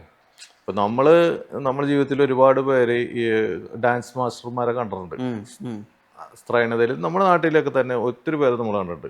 ഈ ഡാൻസ് പഠിക്കുന്നത് കൊണ്ട് തന്നെ സ്ത്രൈണത കയറും ഇവരില്ലേ. അപ്പോൾ ആ അംഗചലനങ്ങളൊക്കെ ഒരു സ്ത്രൈണ സ്വഭാവം, ഈ ഇത്തിരി മുടി നീട്ടി വളർത്തിട്ടുണ്ട്. നമ്മൾ പണ്ട് തന്നെ എത്രയോ കഥാപാത്രങ്ങൾ സിനിമയിൽ അങ്ങനെ വന്നിട്ടുണ്ട്. പക്ഷെ അവർക്ക് ഭാര്യയും മക്കളൊക്കെ ഉണ്ടാവും. പക്ഷെ അതൊരു ദുരന്തമായി ഒരുത്തനും മാറുന്നു എന്നുള്ളൊരു ചിന്തയിൽ നിന്നാണ് എൻ്റെ നാടകം ഉണ്ടായത് ആദ്യം. അത് തന്നെയാണ് നമ്മൾ സിനിമ ആക്കിയത്.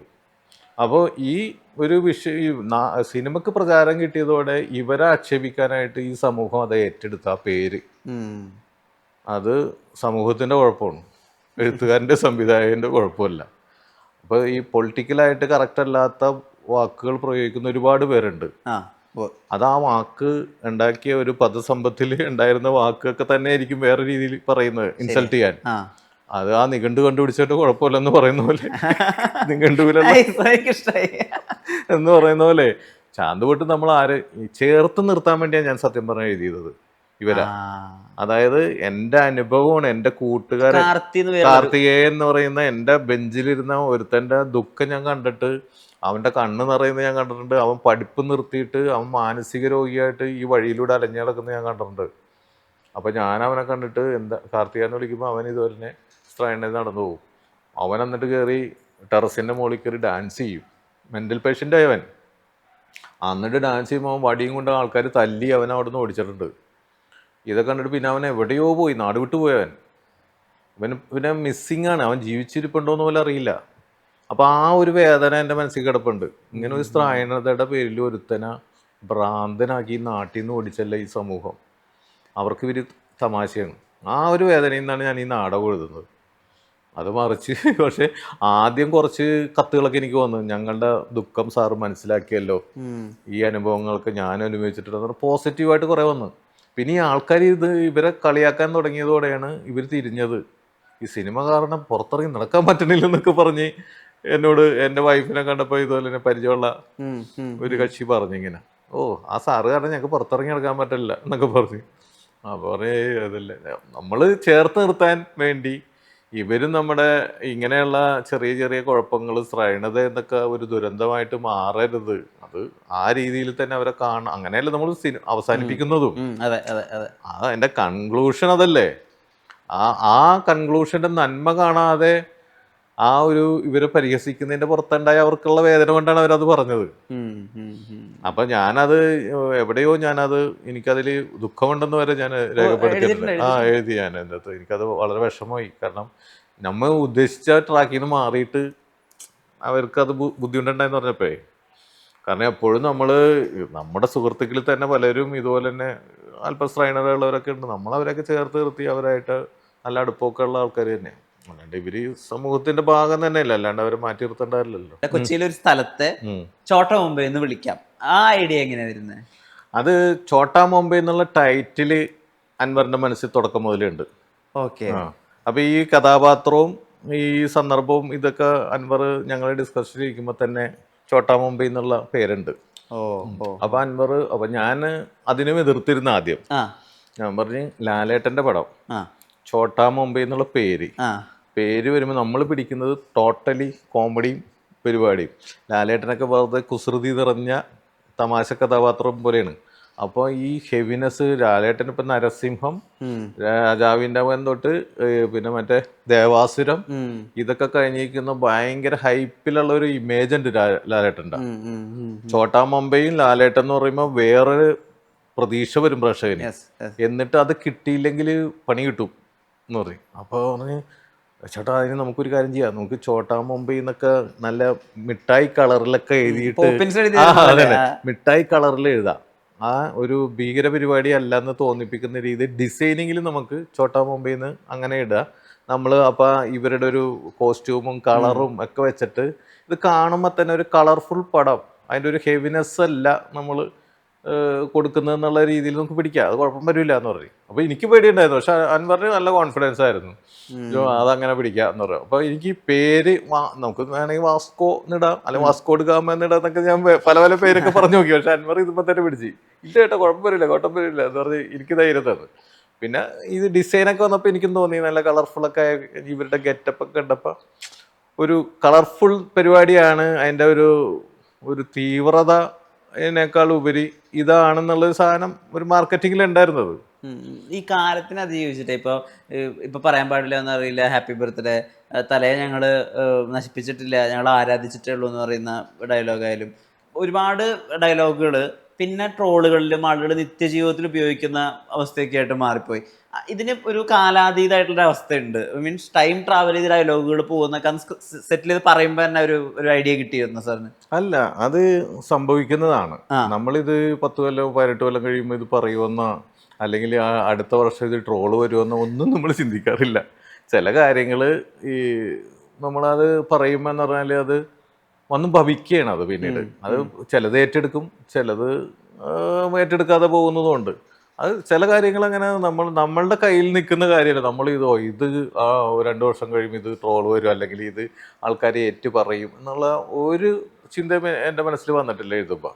അത് സംഭവിക്കുന്നതാണ്. ഇപ്പം ജൂനിയർ മാൻഡ്രേക്കിൽ ആ തല വെച്ചിട്ട് എന്ന് പറഞ്ഞാൽ എന്തോരം ട്രോളാവുന്നേക്കും. അത് എഴുതിയപ്പോൾ ഒന്നും നമ്മൾ ചിന്തിച്ചില്ല ഇത് ഇങ്ങനെ വരുമെന്ന്.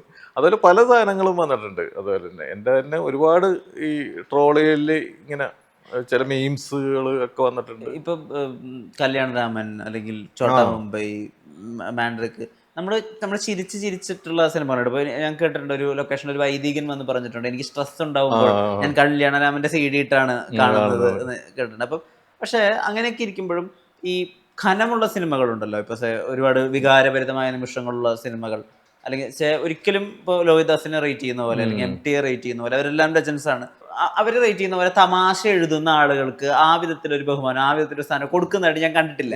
മെൻഷനും കിട്ടുന്നതായിട്ട് തോന്നിയിട്ടില്ല. ഇപ്പൊ ഞാൻ കേട്ടിട്ടുണ്ട് ഒരു വട്ടം ഒരു സീരിയസ് നാടകം എഴുതിയപ്പോ ഇതല്ല പ്രതീക്ഷിക്കുന്നതെന്ന് പറഞ്ഞിട്ട് നാടകം തൊട്ടേ ട്രാക്ക് മാറ്റിയ ആളാണ്. ഈ ആ രീതിയിൽ ഒരു അർഹതപ്പെട്ട ഒരു ബഹുമാനം ഉണ്ടല്ലോ, സ്ഥാനം, അത് അലട്ടിയിട്ടുണ്ടോ? അത് അലട്ടിയിട്ടില്ല. അത് അങ്ങനെ വരുള്ളൂന്ന് എനിക്കറിയാം. കാരണം വെച്ചാലേ നമ്മൾ നർമ്മങ്ങൾ അധികം എഴുതുന്ന എന്റർടൈൻമെന്റ് എഴുതുന്നവർക്ക് എന്ന് പറഞ്ഞാല് കണ്ടാസ്വദിച്ച് അങ്ങ് പോവും പ്രേക്ഷകർ. പക്ഷെ അതിനിഷ്ടപ്പെടുന്ന ഒരു നല്ല ശതമാനം ആൾക്കാരും നമ്മൾ ഇഷ്ടപ്പെടുന്നവരും നമ്മൾ ഇഷ്ടപ്പെടാത്തവരും ഉണ്ട്.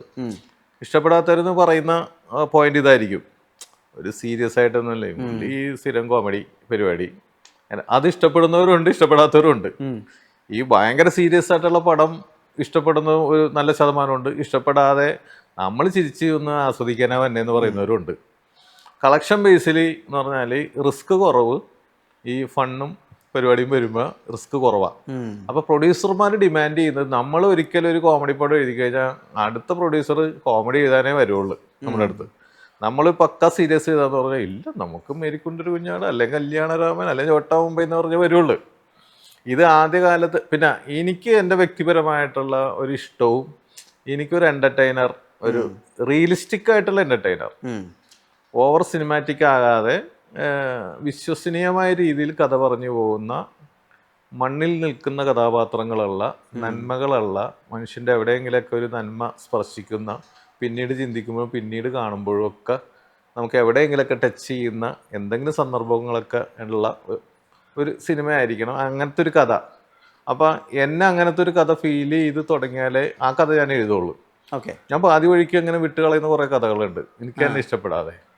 അപ്പോൾ അങ്ങനെ ഉണ്ടാവുമ്പോൾ എന്ന് പറഞ്ഞാൽ അതിൽ നർമ്മങ്ങൾ, പിന്നെ എൻ്റെ ബേസിക് ഒരു ക്യാരക്ടറും വരും എൻ്റെ അകത്ത്. കാരണം ഞാനിപ്പോൾ കൂട്ടുകാരുടെ ഇടയിലായാലും വീട്ടിലായാലും ഞാൻ പുറമേ ഭയങ്കര സീരിയസ് ആളാണെന്നാണ് വിചാരമെങ്കിലും ഞാൻ നല്ല തമാശയൊക്കെ പറയും. എൻ്റെ മനസ്സിൽ എന്ത് പറഞ്ഞാലും വീട്ടിൽ എന്ത് പറഞ്ഞാലും എനിക്ക് കൗണ്ടർ എന്തെങ്കിലും വരുമ്പോയാൽ അത് ചിലപ്പോൾ ശരിക്കും ചില നേരത്തെ അറിയാതെ ഹർട്ട് ചെയ്യേണ്ടിയും വരും, ചിലപ്പോൾ നമ്മൾ അറിയാതെ പറഞ്ഞോളത്. അപ്പോൾ ആ ഒരു സ്വഭാവം കൂട്ടുകാരുടെ ഇടയിലും വീട്ടിലും ഉണ്ട്. ഈ മറ്റൊരു സ്വഭാവം ഞാൻ നോട്ടീസ് ചെയ്തിട്ടുള്ളത്, ആദ്യമായിട്ട് ക്ലബ്ബിൽ ഒരു നാടകം കളിക്കാൻ വേണ്ടി വന്നപ്പോൾ, അതുവരെയും ഈ മത്സര നാടകങ്ങളൊക്കെ തുടങ്ങുമ്പോൾ ഒരു ബെല്ലാണല്ലോ ഇവിടെ. സാർ നാടകം കളിക്കാൻ വേണ്ടി ഫസ്റ്റ് എഴുതിയ നാടകം ചെയ്യുമ്പോൾ മറ്റേ മീൻകരയുടെ പൂവൻ അതല്ലേ? അത് അന്ന് ഞാനിങ്ങനെ നേരെ ഓപ്പോസിറ്റ് ചിന്തിക്കുന്ന ആളാണ്. അത് അന്ന് പ്രൊഫഷണൽ നാടകങ്ങൾ നമ്മൾ കാണുമ്പോൾ എന്ന് പറഞ്ഞാൽ ആദ്യം തന്നെ ബെല്ല് കൊടുക്കും. ബെല്ല് കൊടുത്തിട്ട് അടുത്ത ബെല്ലിന് നാടകം ആരംഭിക്കും എന്നൊക്കെ പറഞ്ഞുകൊണ്ട് അനൗൺസ്മെന്റ് ആണ്. ഭയങ്കര സീരിയസ് പരിപാടിയാണ്. പിന്നെ കുറച്ചാൾ കഴിഞ്ഞപ്പോൾ ചിലവര് ഈ സ്കൂൾ ബെല്ല് പോലത്തെ ആക്കി ടെൻ ടെൻ ടെൻ എന്ന് പറഞ്ഞാൽ അടിച്ചിട്ട് ഇങ്ങനെ നാടകം അനൗൺസ് ചെയ്യും. ഈ KPSCയുടെയും സൂര്യസ്വാമിയുടെ അതുപോലെ വലിയ വലിയ ട്രൂപ്പുകൾ അങ്ങനെയായിരുന്നു തുടക്കം തന്നെ ബെല്ല് കൊടുത്തിട്ട് ഡയലോഗ് ഉണ്ടോ, ഈ വഴിയിലേക്ക് വരുന്ന എല്ലാ ലൈറ്റുകളും അണക്കണം മറ്റാണ് മറച്ചാന്ന് പറഞ്ഞു. അപ്പൊ ഞാനൊരു കോമഡി നാടകം എഴുതിയപ്പോഴേക്കും ഈ മീൻകാരി വിൽപ്പനക്ക് പോകുമ്പോ ഇങ്ങനെ ഒരു അടിക്കുമല്ലോ, പോവാൻ എന്നാണ് ഇവിടെ പറയുന്നത്. ആ ഒരു പ്രത്യേക ശബാബി എന്ന് പറഞ്ഞുകൊണ്ട് അടിക്കുന്നതെന്ന് പറഞ്ഞാൽ ആ സാധനങ്ങൾ അടിപ്പിച്ച ആദ്യം എന്നിട്ട് പറഞ്ഞു അടുത്ത പോവാൻ നാടകം ആരംഭിക്കും എന്നൊക്കെ പറഞ്ഞുകൊണ്ട് അനൗൺസ്മെന്റിൽ തന്നെ കോമഡി പിടിച്ച്.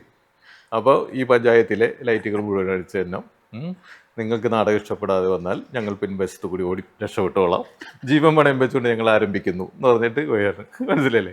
അതിലാണ് ഈ ടാറ്റ എന്ന് പറയുന്ന സാധനമൊക്കെ ആ കോമഡി നാടകത്തിലുണ്ടായത്. ഈ പോലീസ് ജീപ്പിൽ എന്നെ കൊണ്ടുപോകുമ്പോൾ നീ എനിക്ക് ടാറ്റ അറിയുള്ള എന്ന ഡയലോഗൊക്കെ അതിൻ്റെ അകത്തുള്ളതാണ്. അതൊരു അരമണിക്കൂർ ഈ ക്ലബിന് വേണ്ടി എഴുതി കുറച്ച് കളിച്ചാണ്. അത് കണ്ടിട്ടാണ് എന്നെ പ്രൊഫഷണൽ നാടകം എഴുതാൻ വേണ്ടിയിട്ട് ഈ ഞാറൊക്കെ ജയിക്കപ്പെട്ടൻ വന്ന് എഴുതി തരും ഒരു ആയതിനു വേണ്ടി എന്ന് ചോദിക്കുന്നത്. ഈ കോമഡി ബേസിലാണ് ഞാൻ ആദ്യമേ അറിയപ്പെടുന്നത്. അപ്പൊ നാടകം എഴുതുമ്പോഴും കോമഡി പ്രതീക്ഷിച്ചിട്ടാണ്. അപ്പൊ എനിക്കിങ്ങനെ കോമഡി എഴുതാനായിട്ടുള്ള ഒരു ട്രെൻഡ് ഉണ്ടെന്ന് എനിക്ക് തന്നെ മനസ്സിലായി. അപ്പൊ ഞാൻ എഴുതുമ്പോൾ അങ്ങനെ ഹ്യൂമർ വരാൻ തുടങ്ങിയപ്പോൾ ആ ഒരു ട്രാക്കിലേക്ക് ഞാൻ പോയി. പിന്നെ അത്ര സീരിയസ് എന്ന് പറയാനായിട്ട് ഞാൻ എഴുതിയേക്കണില്ല. ഏതാണ് ഇപ്പോൾ വാഴുന്നവരൊക്കെ വേണമെങ്കിൽ ഇത്തിരി ആക്ഷൻ മൂടും. എന്നാലും അതിൻ്റെ അകത്ത് ജഗതി ചേട്ടൻ്റെ ഒക്കെ നല്ല ഹ്യൂമർ ഉണ്ട്. അപ്പൊ എന്ത് സീരിയസ് മാറ്റർ ആയാലും ഞാൻ പറഞ്ഞു വരുമ്പോ എഴുതി വരുമ്പോ അതിൻ്റെ അകത്ത് ഹ്യൂമറിന് സാധ്യത ഉണ്ടെങ്കിൽ ഹ്യൂമർ കയറും. ചില ജീവിതത്തെ ഹെൽപ്പ് ചെയ്തിട്ടുണ്ടോ? പിന്നെ നമ്മള് എന്ന് പറഞ്ഞാല് എവിടെയും ഏത് സദസ്സിലും ഈ ഹ്യൂമർ ഉള്ളത് കൊണ്ട് നമ്മുടെ സിനിമകൾ കണ്ടും നമ്മുടെ നാടകങ്ങൾ കണ്ടും ചിരിച്ചിട്ടുള്ള പ്രേക്ഷകര് ആ രീതിയിലാണ് നമ്മളെ കാണുമ്പോഴും സമീപിക്കുന്നത്, സംസാരിക്കും. ഒരു സീരിയസ് പരിവേഷം നമുക്ക് തരണ്ട, അത് വേണ്ട, നമ്മൾ ആഗ്രഹിക്കുന്നില്ല. നമ്മൾ അവരില്ല ഒരാളായി ഒരു കൂട്ടുകാരനായിട്ടൊക്കെ കാണുന്നതിനെ നമുക്ക് ഇഷ്ടമാവും. മറ്റൊരു കാര്യം ചോദിച്ചോട്ടെ, അത് കുറച്ച് റിസ്ക് അല്ലേ എന്ന് ഞാൻ ഇപ്പോഴും ആലോചിക്കാറുണ്ട്. ആ സിനിമ കണ്ടു കഴിഞ്ഞിട്ട് ആ സ്പെസിഫിക് സീൻ വരുമ്പോൾ, അതായത് ഒരു കാലത്ത് നമ്മുടെ കേരളത്തിൽ ഷക്കീല ബി ഗ്രേഡ് സിനിമകൾ ഉണ്ടാക്കിയ ഒരു ഓളം നമുക്കറിയാം. അതിന് ഉണ്ടായ ഒരു ഫാൻ ഫോളോയിങ്, അല്ലെങ്കിൽ എന്ത് രീതിയിലാണ് അതിനൊരു പ്രസിദ്ധി ഉണ്ടായത്, ആളുകളിലേക്ക് എത്തിയതെന്നൊക്കെ നമുക്കറിയാം. മോഹൻലാലിനെ പോലെ ഒരു സൂപ്പർ സ്റ്റാറിനെ ഒരു ഷക്കീല ആരാധകനാക്കി പ്രസന്റ് ചെയ്യാം, അത് കുറച്ച് റിസ്ക് അല്ലേ ശരിക്കും? മലയാളത്തിന്റെ ഏറ്റവും പ്രധാനപ്പെട്ട ഒരു നടനെ അങ്ങനെ പ്രസന്റ് ചെയ്യാൻ ഈ തല എന്ന് പറയുന്ന കഥ അവിടെ മോഹൻലാലിനെ അല്ല കണ്ടത്. അവിടെ എന്ന് പറഞ്ഞാല് ക്യാരക്ടർ എന്ന് പറഞ്ഞാല് മോഹൻലാലിന്റെ ലാലേട്ടന്റെ ഇമേജ് മാറ്റി നിർത്തിയിട്ട് ആ ക്യാരക്ടർ ചിന്തിച്ചു കഴിഞ്ഞാല് ആ ക്യാരക്ടർ ചിലപ്പോ ഫാനാകാം, സിദ്ദിഖ് ഫാനാകാം, ഈ പടക്കം ബഷീർ ഫാനാകാം. അവരുടെ ഒരു കൾച്ചറും ആ സ്വഭാവത്തിൽ നിൽക്കുന്ന കഥാപാത്രമാണ്.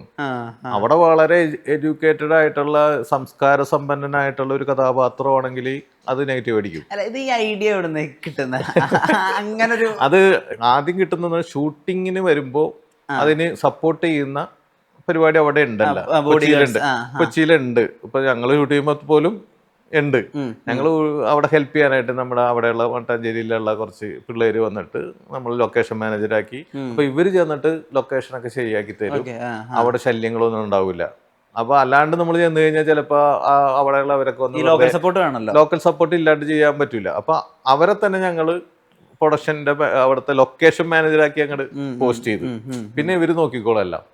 അപ്പൊ അങ്ങനെ ഷൂട്ടിങ്ങിന് ഇങ്ങനെ സപ്പോർട്ട് വേണം. അപ്പൊ ഒരു ഷൂട്ടിംഗ് സിറ്റുവേഷൻ നമ്മൾ ആലോചിച്ച് ഇതുപോലെ തന്നെ ഇവർക്കൊരു കൊട്ടേഷൻ കിട്ടുന്നത് ഇങ്ങനെ ഒരു ഷൂട്ടിങ് വരുന്നു, അപ്പൊ അവരെ സപ്പോർട്ട് ചെയ്യണം എന്ന് പറഞ്ഞപ്പോ ഇവരൊക്കെ പിന്നെ ഈ സിനിമാ നടന്മാരുടെ വന്ന് ഫോട്ടോ എടുക്കലൊക്കെ നമ്മൾ ചോട്ടാ ബോംബെയിൽ അനുഭവിച്ചാണ് ഇതൊക്കെ. മനസ്സിലായില്ലേ? ചോട്ടാ ബോംബെ റീൽ ഷൂട്ട് ചെയ്യുമ്പോഴും ഈ പറഞ്ഞ പലരും വന്ന് ഫോട്ടോ എടുക്കലും ലാലേട്ടൻ്റെ കൂടെ ഒരു ഫോട്ടോ എടുക്കുന്നു, അപ്പൊ നിന്ന് കൊടുക്കും. അത് കേൾക്കണം. പക്ഷെ നമ്മൾ അതിന്റെ എക്സാഗ്രേഷനാണ് ഇതിൻ്റെ അത് കാണിച്ചത്. അവിടെ അവര് ശല്യം ഒന്നും ഉണ്ടായിരുന്നില്ല. കാശ് മേടിച്ചിട്ട് ഫോട്ടോ എടുക്കലോ മറ്റേ പടക്കം ബഷീർ ചെയ്തോലൊന്നും ചെയ്തിട്ടില്ല.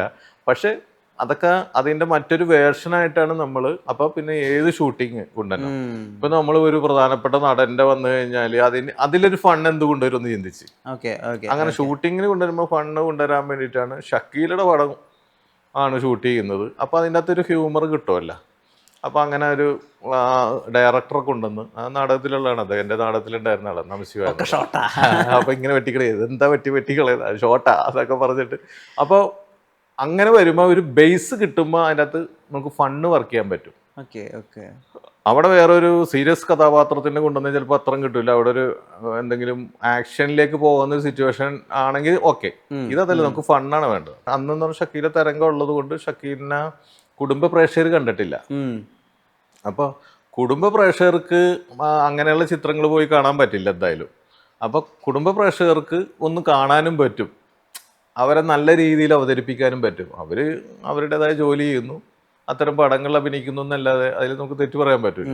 അപ്പോൾ അവര് നല്ല വൃത്തിയിൽ ഒന്ന് പ്രസന്റ് ചെയ്യാം. പ്രസന്റ് ചെയ്യുക. അപ്പോൾ എന്ന് പറഞ്ഞാൽ അത് പ്രതീക്ഷിച്ചല്ല നമ്മുടെ ആൾക്കാർ വരുന്നത്. അപ്പോൾ അവിടെ ഒരു ഫണ്ട് കിട്ടും. ജഗതി ചേട്ടനൊക്കെ അപ്പം തന്നെ വെറുതെ സമയം കളഞ്ഞെന്നൊക്കെ പറഞ്ഞ് പോകുന്നു ഇവരുടെ. അപ്പോൾ ഹ്യൂമറിന് വേണ്ടിയിട്ട് ഏത് ബേസ് പിടിക്കാൻ പറ്റും എന്നുള്ള ചിന്തയിൽ നിന്നാണ് അതൊക്കെ വന്നത്. അല്ലാതെ ഷക്കീലനെ കൊണ്ടുവന്നിട്ട് നമുക്കൊന്നൊരു പബ്ലിസിറ്റി ആക്കാന്നുള്ള ചിന്തയല്ല അത്.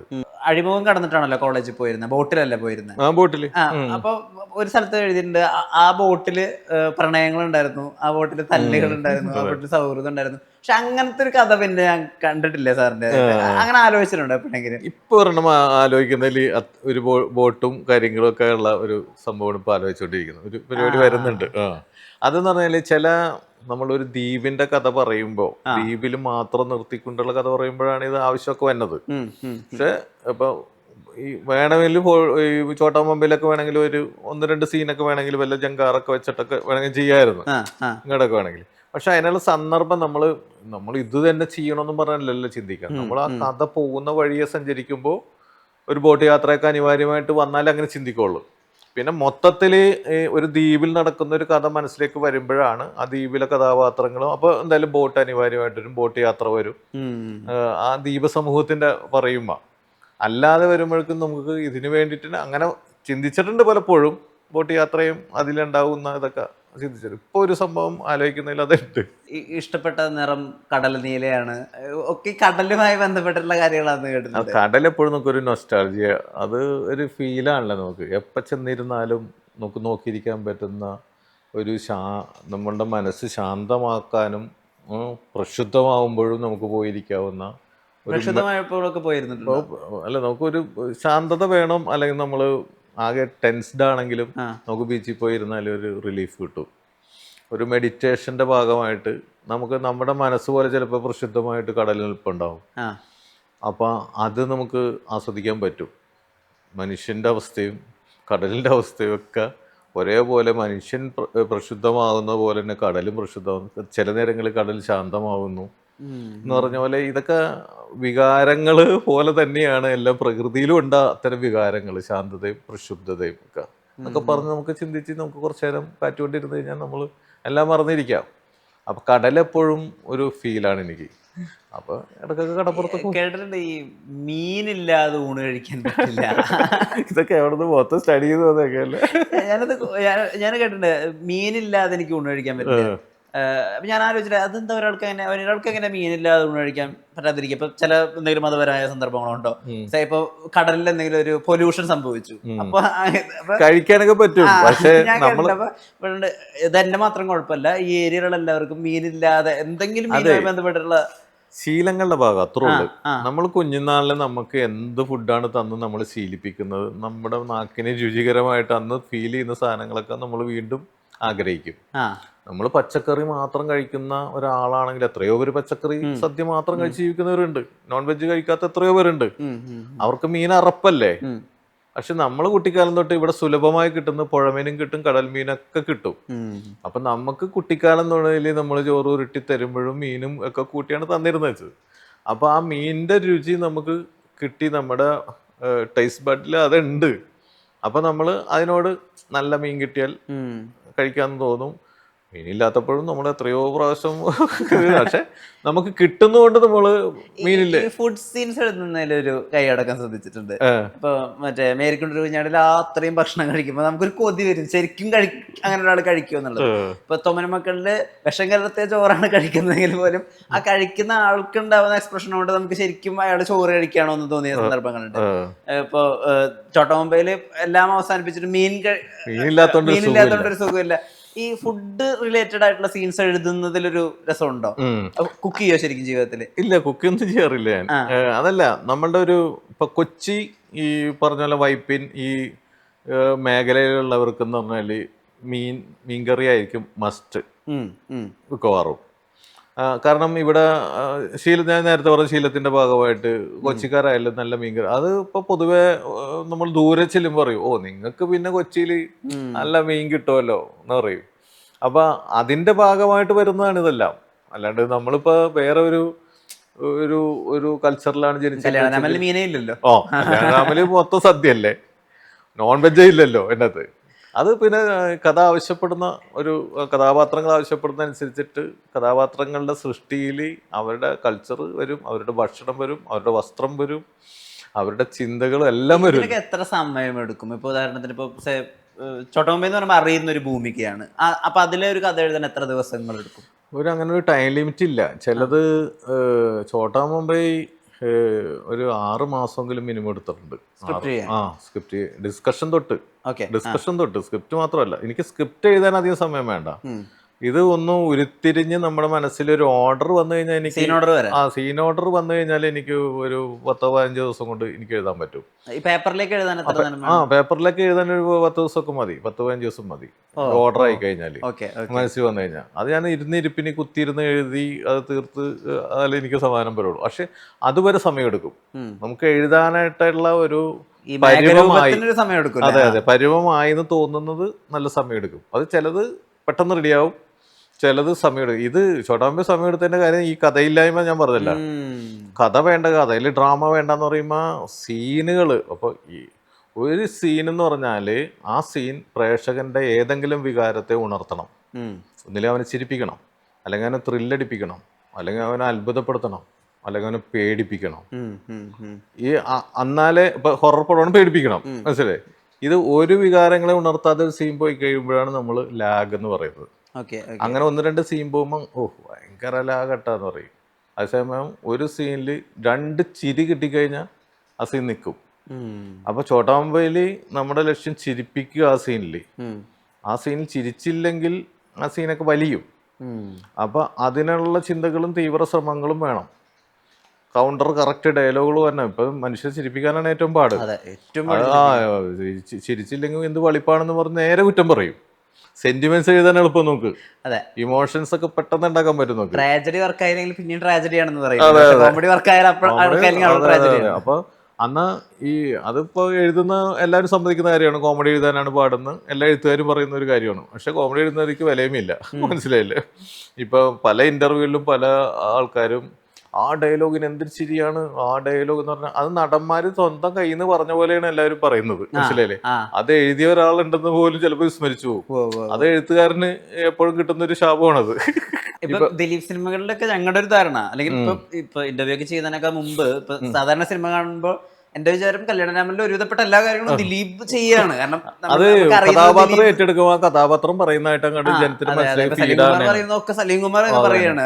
ഈ ഇവരെന്താ വേറൊരു പടത്തിൽ ഇത് പറയാത്തതാണ് നമ്മുടെ ചോദ്യം. അങ്ങനെ ഇവർ അഭിനയിക്കുന്ന എല്ലാ പടത്തിലും പറഞ്ഞിട്ടില്ലേ എനിക്ക് വൃത്തിയായി അറിയാവുന്ന ഒരു പണി ഇതാണ്, ദയവ് സഹായിക്കല്ലേ. ഇംപ്രൂവൈസ് ചെയ്യും. അത് നമ്മൾ എഴുതി വെച്ചേക്കുന്ന ഒരു കണ്ടന്റ് ഹ്യൂമർ തന്നെയാണെങ്കിൽ അതിന്റെ അഡീഷണൽ തുമ്പും പാലും ചിലപ്പോൾ അഡീഷണൽ ഡയലോഗ് പറയും. നല്ലതാണെങ്കിൽ നമ്മൾ ചാടി വീണ്ടാകൊള്ള പറഞ്ഞു എന്ന് പറയും. ഞാൻ ത്രൂ ഔട്ട് ലൊക്കേഷനിൽ നിൽക്കുന്ന റൈറ്ററാണ്. ഞാൻ ഷൂട്ടിംഗ് തീർന്ന് പാക്കപ്പായി ഡബ് ചെയ്യാനിരിക്കുന്നത് ഞാനാണ്. ഡബ് ചെയ്യാനിരിക്കുമ്പോഴും നമ്മൾ അവിടെ ചിലപ്പോൾ ഇന്നത് പറയാം ഇങ്ങനെ പറയാം എന്നൊക്കെ പറഞ്ഞു. ഞാനില്ലെങ്കിലും എന്നെ ഫോൺ വിളിച്ച് വരെ ചോദിച്ചിട്ടുണ്ട് സുരാജ്. വേറെ പടത്തിലൊക്കെ ചെയ്യുമ്പോൾ തന്നെ ചേട്ടാ ഇവിടെ ഇങ്ങനെ ഒരു ഗ്യാപ്പ് ഉണ്ട്, അവിടെ എന്തെങ്കിലും പറയാൻ പറ്റുമെന്നൊക്കെ ചോദിച്ചിട്ടുണ്ട് എന്തെങ്കിലും. അപ്പം എനിക്ക് എന്നാലും തൃപ്തി വരുള്ളൂ. ആ ഡബ്ബിങ് കൂടി കഴിഞ്ഞ് അത് നന്നായിട്ടുണ്ട്, നമ്മൾ ഉദ്ദേശിച്ച പോലെ ട്രെൻഡും കാര്യം. അപ്പം ഡയറക്ടർ എന്നെ ഏൽപ്പിക്കും. കാരണം ഡയറക്ടർ പാരലായിട്ട് എഡിറ്റിങ്ങിന് പോകും ആ സമയത്ത്. ഷാഫി ആണെങ്കിൽ ഇപ്പം ഞാനിരിക്കുകയാണെങ്കിൽ ഷാഫിക്ക് കോൺഫിഡൻ്റ് ആണ്. അപ്പോൾ ഷാഫി പറയും ഞാൻ എഡിറ്റിങ്ങിന് ചേട്ടൻ ഡബ് ചെയ്തോട്ടാ എന്ന് പറയും. ഡബിങ് എന്ന് പറഞ്ഞാൽ കുത്തിയിരുന്നിട്ട് കാലത്തോട്ട് രാത്രി വരെ പലരെ ഇങ്ങനെ മാറി മാറി മാറി മാറി ചെയ്യണമല്ലോ. അപ്പം അതൊരു നമ്മുടെ വർക്കായതുകൊണ്ട് നമുക്ക് അതിൽ വേറെ ബുദ്ധിമുട്ടൊന്നുമില്ല, നമ്മൾ ചെയ്യും. അപ്പോഴും ഈ നമ്മൾ പറയുന്ന ചില പാസിങ്ങിൽ ഇങ്ങനെ പറ എന്നൊക്കെ പറഞ്ഞ് നമ്മുടെ കോൺട്രിബ്യൂഷനിലാവും. അഡീഷണൽ ആയിട്ട് പറയുന്നവരുണ്ട്. ഇപ്പൊ സലീം കുമാറൊക്കെ ദിലീപും പറയാറുണ്ട്, ഹരിശ്രീ അശോകൻ, അങ്ങനെ ഈ കോമഡി ചെയ്യുന്നവരൊക്കെ. പക്ഷെ ഈ നിലവിലൊരു സാധനം എഴുതി വെച്ചിട്ടുണ്ടെങ്കിൽ അതിനെ ആർട്ടിസ്റ്റിനെ അഴിച്ചുവിട്ടു എന്ന് പറയുമ്പോഴും ചരട് എഴുത്താറുണ്ട്. ഇവർക്ക് ആ സീനെ അറിയുള്ളൂ. ഇനി അത് കഴിഞ്ഞ് 10 സീൻ കഴിഞ്ഞിട്ടുള്ള സീൻ ഇവർക്ക് അറിയില്ല. ഒരു അഡീഷണൽ ഡയലോഗ് പറഞ്ഞാൽ ചിലപ്പോൾ ഇനി വരുന്ന 25ാമത്തെ സീനിൽ അവിടുത്തെ കണ്ടന്റിനെ ബാധിക്കുന്ന ഒരു കാര്യം ഓപ്പൺ ആയി പോകും. അപ്പൊ അത് പറഞ്ഞത് കുഴപ്പമാവും. അപ്പൊ നമ്മളുണ്ടെങ്കിൽ നമുക്കറിയാം, ഡയറക്ടർക്ക് അറിയാൻ പറ്റും. ഡയറക്ടർ ചിലപ്പോൾ ഷോർട്ടൊക്കെ ഡിവൈഡ് ചെയ്യുന്ന സമയത്ത് ആ ഡയലോഗിന്റെ കാര്യത്തിൽ ചിലപ്പോൾ അവിടെ പറഞ്ഞു പോകുന്ന വിചാരിക്കും, പിന്നെ എഡിറ്റിംഗ് കളയാന്ന് വിചാരിക്കും. ഈ ഛോട്ടാ മുംബൈയുടെ കാര്യത്തിലല്ല ഞാൻ പറഞ്ഞ മൊത്തത്തിലാണ്. അപ്പൊ ഇവര് കാണാൻ പോണെന്നൊക്കെ പറഞ്ഞു വെച്ച് കഴിഞ്ഞാൽ നമ്മൾ ഇടപെട്ടിട്ട് പറയും അത് വേണ്ട, അത് പറഞ്ഞാൽ അവിടെ കുഴപ്പവും, ഇത് ഓക്കെ ഇന്നതും കൂടി പറഞ്ഞു എന്നൊക്കെ പറഞ്ഞു. പിന്നെ കാട് കയറും. 2 കൊമേഡിയന്മാര് ഒപ്പം ഉണ്ടെങ്കിൽ ഇയാളൊന്ന് പറഞ്ഞാൽ അതിനെ ബെറ്റർ അപ്പുറം പറയാൻ ശ്രമിക്കും. പറഞ്ഞ് ചളവാവും സീൻ. അപ്പൊ ആ സീന്റെ വൃത്തി പോവും മൊത്തം. അതാണ് ചില പടങ്ങളിൽ ഈ ചളം വന്ന് കയറുന്നില്ലേ, അത് എഴുത്തുകാരൻ ചിലപ്പോൾ ഇതെന്താണ് അത് കൗണ്ടർ പറഞ്ഞ് പഞ്ചില്ലാത്ത കൗണ്ടറുകൾ പറയുമ്പോൾ മറ്റാൾ വേറെ പറഞ്ഞതൊക്കെ പറയുമ്പോൾ മൊത്തം കയ്യിൽ നിന്ന് പോകും. ഇത് എഴുത്തുകാരൻ്റെ തലയിൽ വരും. ക്രെഡിറ്റ് മറ്റേ ചിരി കിട്ടുന്ന അവർ കൊണ്ടുപോവുകയും ചെയ്യും, അത് നമ്മൾ കയ്യിൽ നിന്നിട്ടെന്ന് പറയുകയും ചെയ്യും. വാട്സാപ്പ് വഴി ഇംഗ്ലീഷ് പഠിക്കാൻ ഇംഗ്ലീഷ് കഫേ ഉള്ളപ്പോൾ ഇംഗ്ലീഷ് ഒരു വിഷയമേ അല്ല. English cafe presents you the perfect English. English Cafe, we present you the perfect English. WhatsApp now 9633 888 575.